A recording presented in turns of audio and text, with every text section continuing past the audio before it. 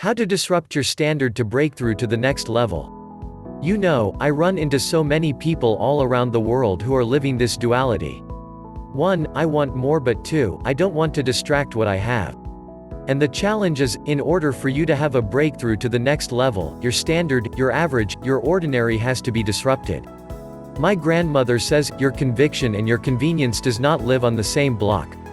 And I repeat that all the time. If you've heard me on another platform, you may have heard me say that before. And I say that partly to remind myself what I'm passionate about. Because what you're passionate about, it may require you to become uncomfortable, and it could be inconvenient to achieve. Step 1. Step out of your comfort zone. I'm amazed at how we want something new, we want something great, but we don't want to be inconvenienced. We don't want anything we have currently, right now, to be disrupted. But we want to get more. We want to go for more. Well, if you think about it, if you want to expand, everything you need and want is on the outside of your comfort zone. If you keep doing exactly what you are doing, which is totally fine, just become okay with getting just exactly what you have. You can't want something new but doing the same thing. It doesn't make sense. You say I really want something new, then immediately say where do I have to go to learn to think the way I haven't been thinking, to do the things I haven't been doing, to have the things I've said I want to have the life experience. You're going to have to say things that you don't want to say and do things that you don't want to do to be the person you always know yourself to be. Can you be at peace with that? Now, if you don't want to do things that you don't want to do, say that. And then go, okay, let me be okay with where I am. But the moment you say I want more, trust that what you know has gotten you to where you are. Step 2. What is missing? When I begin to pursue, redefine, rediscover, or rebirth Lisa, I couldn't go on my own reservoir. I couldn't go to my library. I have to go find out what thoughts do I not have that I need to adapt. What words have I not said that I need to articulate? What actions have I not implemented that I need to do so that I can see and be the woman that I always know myself to be? I invite you on every level to the next version of you. But I would tell you it won't be the first to tell you, you have to do something that you haven't done. You have to think things that you haven't thought. And you have to be willing to give up the behaviors, the habits that have gotten you here. If you're willing to be inconvenienced for a breathtaking future, and I know it doesn't sound motivational, but I'm not a motivational speaker. If anything, I'm a realistic speaker.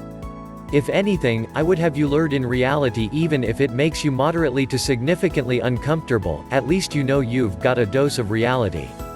Step 3. Commit to the journey. Listen, if you wanna have something that you've never gotten before, you've gotta be willing to do something that you've never done before. And it may stretch you. It may require you to build your muscle that's been in actual fit for the last 5 to 10 years. It may require you to flex the muscle called forgiveness, to flex the muscle called self-worth. It may require you to do the crunches of the muscle called release of the judgment of self. It may require you to do some things that you literally have not done in a very long time.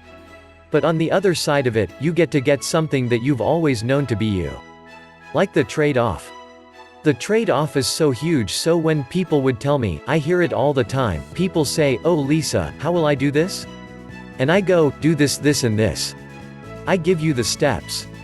And the next thing they say, that's so hard. I'm sorry. Did you think your breathtaking life would come on a merry-go-round? Did you think you gonna do the swings in there? You're gonna sweat. So get up ready to sweat. Get up ready to forgive the unforgivable. Get up ready to take the high road even when the smallness in you wants to get engaged. Avoid the fight because the fight keeps you in the little you when you're committed to being the better version of yourself.